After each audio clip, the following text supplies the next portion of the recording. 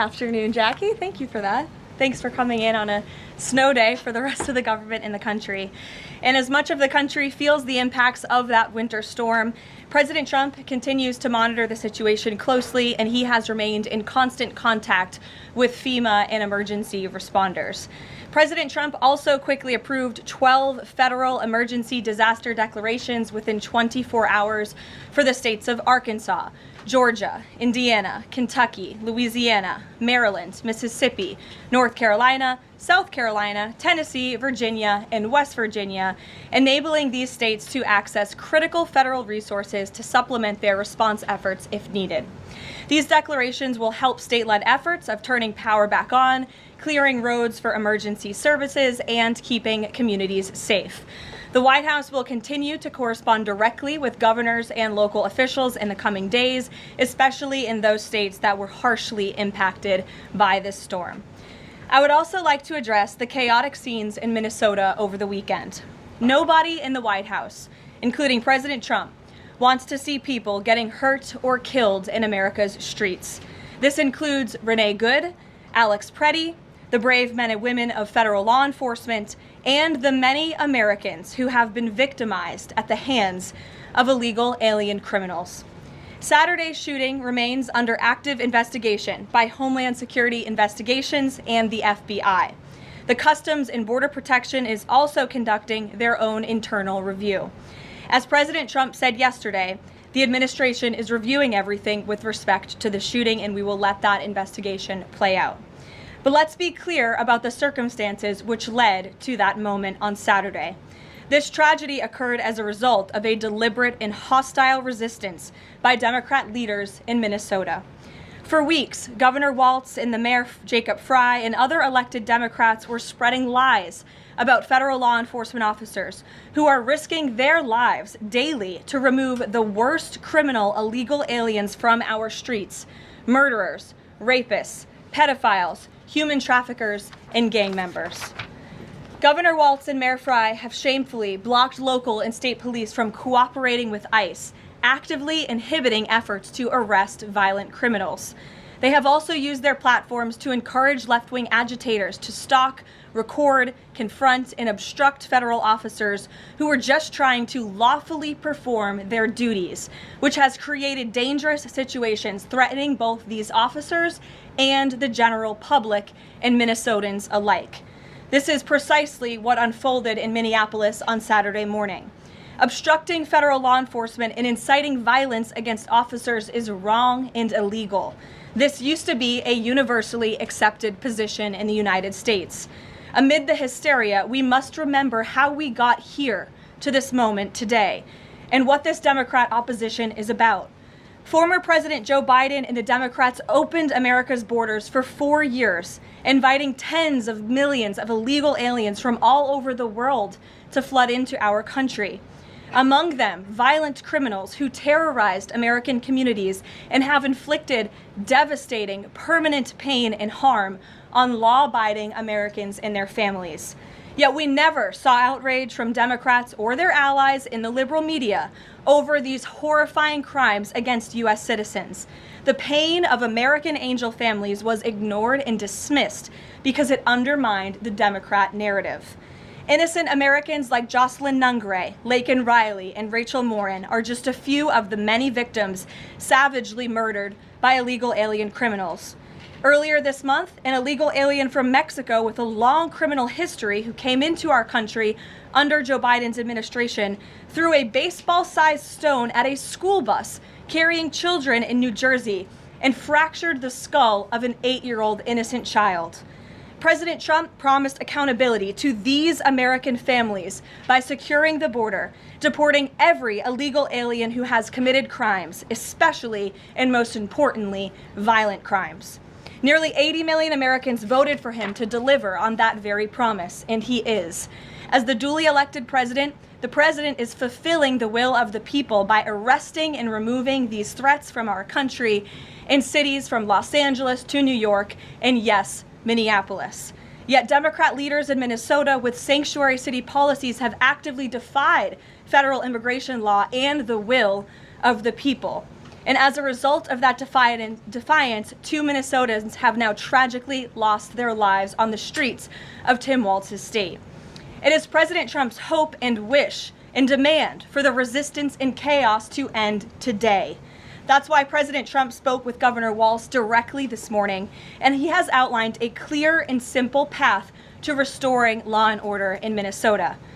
Number 1, Governor Walz, Mayor Frey, and all Democrat leaders should turn over all criminal illegal aliens currently incarcerated in their prisons and jails to federal authorities, along with any illegal aliens with active warrants or known criminal histories for immediate deportation. Number 2, state and local law enforcement must agree to turn over all illegal aliens who are arrested by local police. And then thirdly, local police must assist federal law enforcement in apprehending and detaining illegal aliens who are wanted for crimes, especially violent crimes. If Governor Walz and Mayor Frey implement these common sense cooperative measures that I will add have already been implemented in nearly every single other state across the country, Customs and Border Patrol will not be needed to support ICE on the ground in Minnesota. ICE and local law enforcement can peacefully work together, as they are effectively doing in so many other states and jurisdictions. Additionally, President Trump is calling on the United States Congress to immediately pass legislation ending sanctuary cities once and for all. American cities should be safe sanctuaries for law-abiding citizens only, not for dangerous illegal alien criminals who broke our nation's laws and do not belong here. We hope Governor Walz will do the right thing and continue to work with President Trump to keep the American people safe following their call this morning. Americans overwhelmingly want exactly what President Trump is delivering: strong borders and strict immigration enforcement against the worst illegal aliens, of which there are still hundreds of thousands to deport from the interior of our country. The most peaceful way to carry out this vital public safety mission is for Republicans and Democrats to do it together, and for state and local law enforcement to work together with federal law enforcement. We want to let cops be cops. You wouldn't know this continues to be a very popular policy position from the biased media coverage over the course of the last few days, but polling shows huge support for this exact thing President Trump is calling for. More than 80% of Americans favor deporting illegal aliens convicted of violent crimes. A country unable to deport criminals who enter it illegally is no country at all. The open borders agenda of Kamala Harris, Tim Walz, and the Democrats was already on the ballot on November 5th, 2024, and it was resoundingly rejected. President Trump will never back down from his promise to deport violent criminal illegal aliens and make America safe again, and he welcomes all cooperation in that effort. With that, I will answer your questions. And Jordan Conradson, why don't you kick us off today? Thank you for being here. Thank you, Karoline. Jordan Conradson with the Gateway Pundit. I have a few questions. First, with respect to the shooting in Minneapolis, we're seeing massive outrage from mainstream media and the left, but I'm just wondering, where was that outrage when Ashley Babbitt, an Air Force veteran, was executed by Capitol Police Officer Michael Byrd, who she posed no threat to in the U.S. Capitol?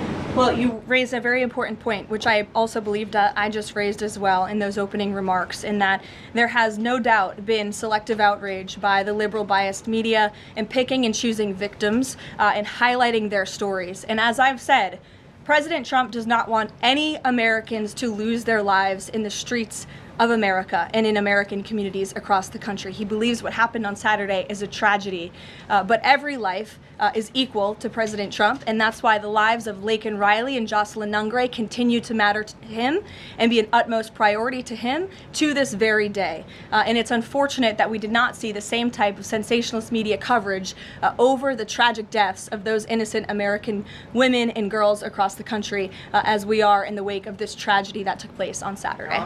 Gabe. Sure, go ahead.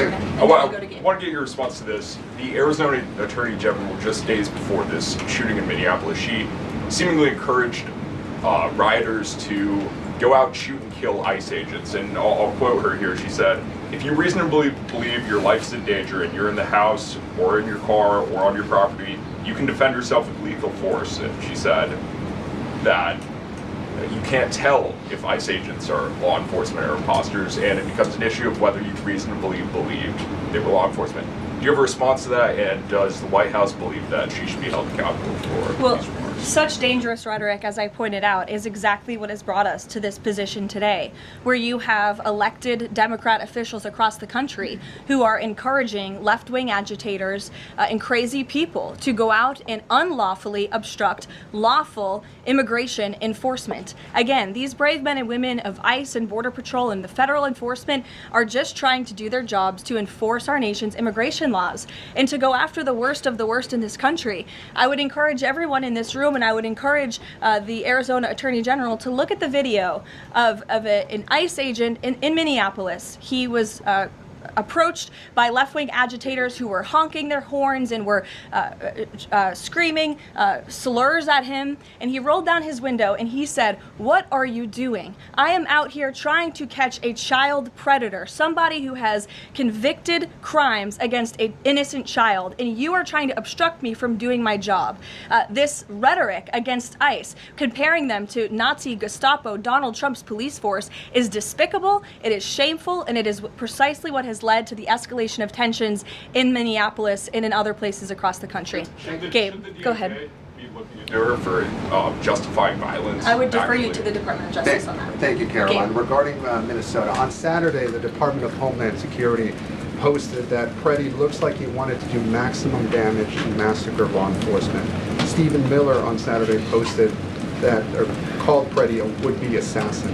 Why did administration officials jump to conclusions before an investigation had even been conducted? Well, look, this has obviously been a very fluid and fast-moving situation throughout the weekend. As for President Trump, whom I speak for, he has said that he wants to let the investigation continue and let the facts lead in this case. With regards to the deployment of Tom Homan to Minneapolis, should the deployment of Mr. Homan to Minneapolis be seen as a sign that the president is dissatisfied with how the officials on the ground had handled the incident? No, Mr. Homan is doing an exceptional job, and he has been working with Secretary Noem and President Trump over the course of the last year.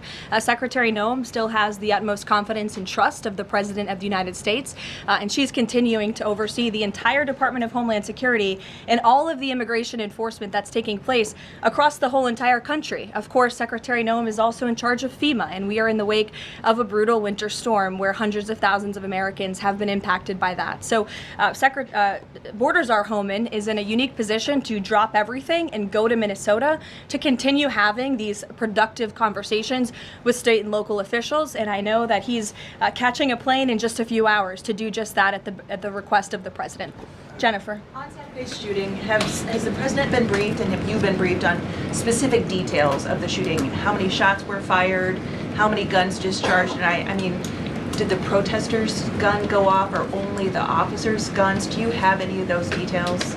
Again, the investigation is continuing, Jennifer, and we will let the facts lead, and we will let the facts play out in this investigation. I do know that HSI and FBI are conducting interviews with those that were involved and the agents who were involved in this unfortunate tragedy on Saturday. Are they keeping the president up to date on all those details? The president is obviously very much on the ball with respect to this investigation. I think he's made that quite clear with the various statements that you've seen him put out, and also the 4 points that the president has outlined as well to Governor Walz, and to encourage him to cooperate with ICE and with the administration. Mary. Thanks, Karoline. To follow on Gabe's question, Secretary Noem said Alex Pretti committed an act of domestic terrorism. Stephen Miller labeled Pretti a domestic terrorist. Does the president agree with them?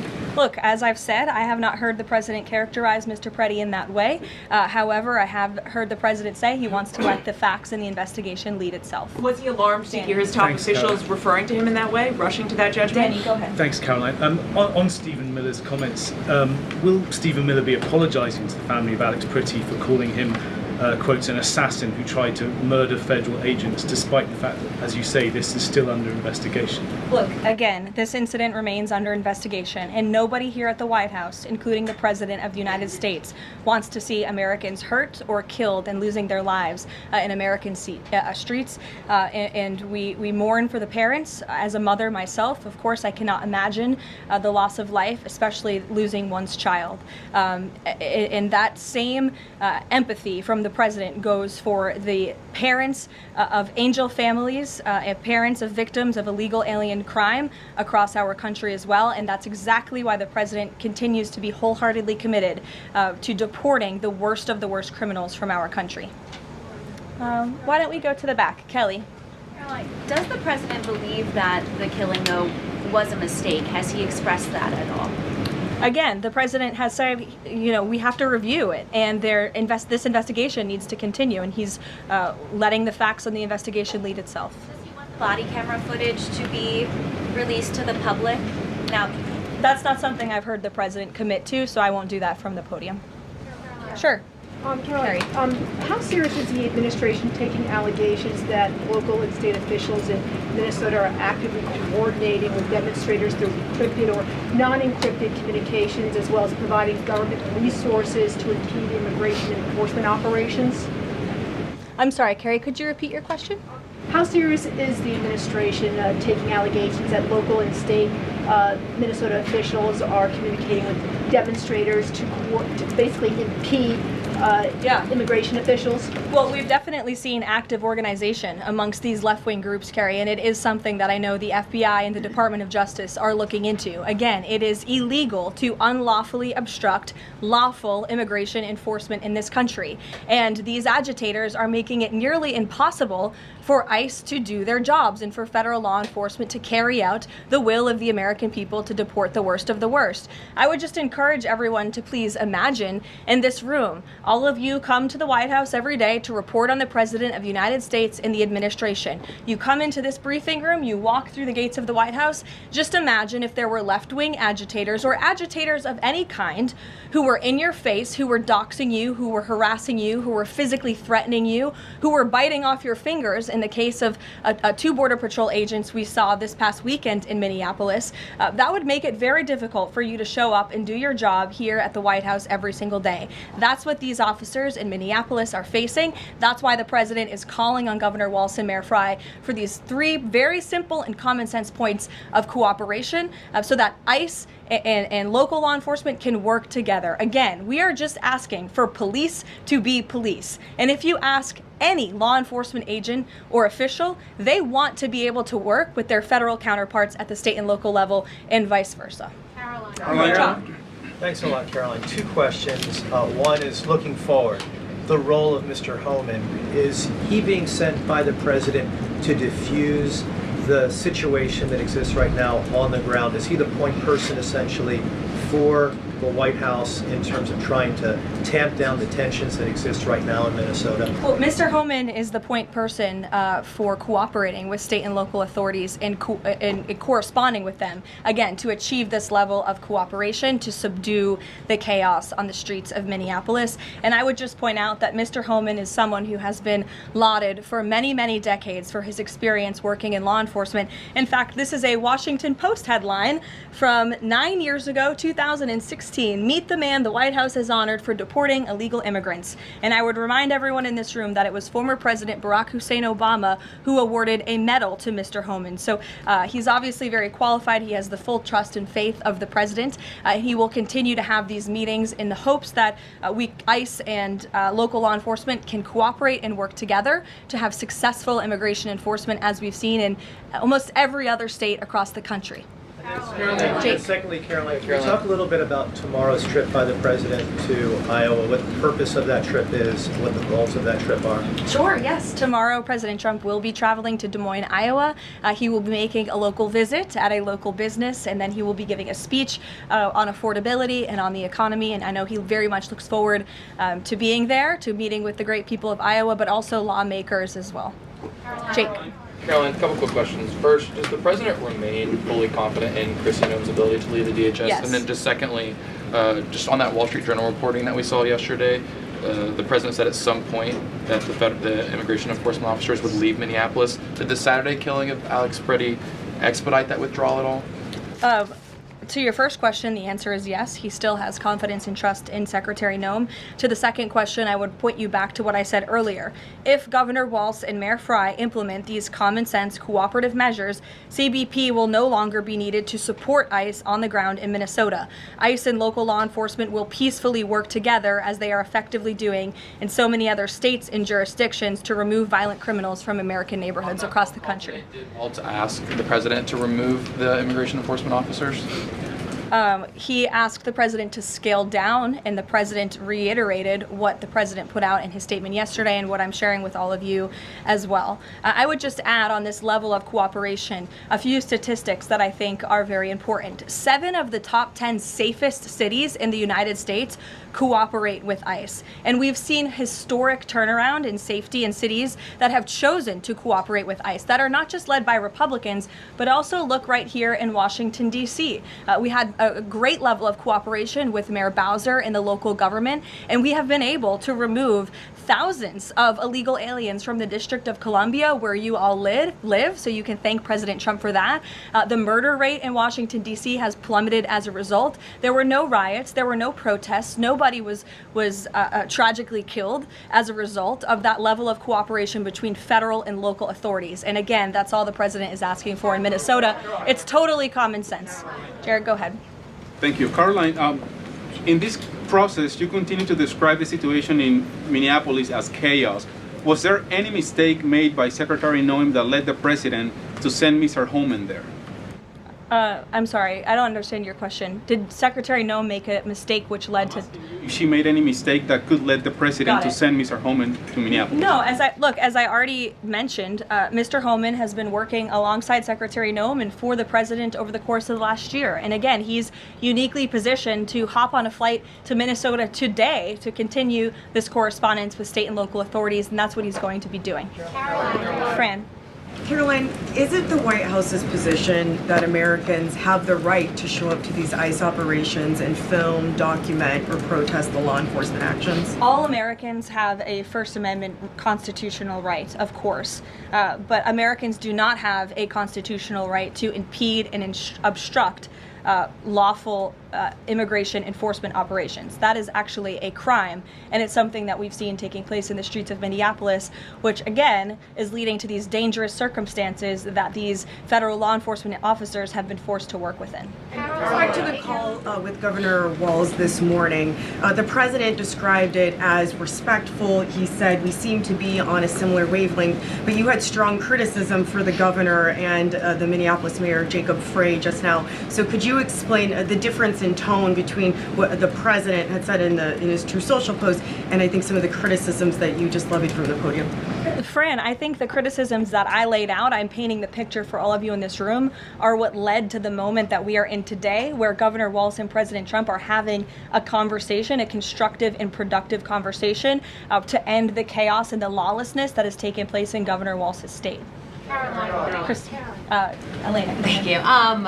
I had a question. With Homeland now going to Minnesota, is Gregory Bovino also going to remain in Minnesota overseeing these ICE operations? Mr. Bovino is a wonderful man, and he's a great professional. He is going to very much continue to lead Customs and Border Patrol throughout and across the country. Mr. Homeland will be the main point of contact on the ground in Minneapolis. And to follow up, given what we've heard from several Trump administration officials, people like Stephen Miller, as people point out, calling him a domestic terrorist, Bovino saying that Pretti was out to massacre law enforcement. Why not require ICE agents to wear body cameras to clear up some of the disputes that we are hearing from witnesses and video footage versus what the administration has been saying? Well, that's a policy question that I know the policy folks in the building are having with members on Capitol Hill, and I'll leave it to them and the president to make that decision. And I just my final question is on, you were talking about the level of cooperation that the president talked about with Governor Walz. Will the administration commit to cooperating with local officials on this investigation into Alex Pretti? The president spoke about this with Governor Walz and said he would have a discussion about it. He did not make a commitment, and so therefore I won't make that commitment here. I would just remind all of you in the media, because I've seen a lack of reporting on this fact, there are investigations into what took place on Saturday. The Homeland Security investigations and the FBI have teamed up for an investigation, and there's also an internal CBP investigation, an internal review of what is happening on the ground in Minnesota. The president supports those investigations, and as I've said repeatedly, he wants to see them move forward. Phil.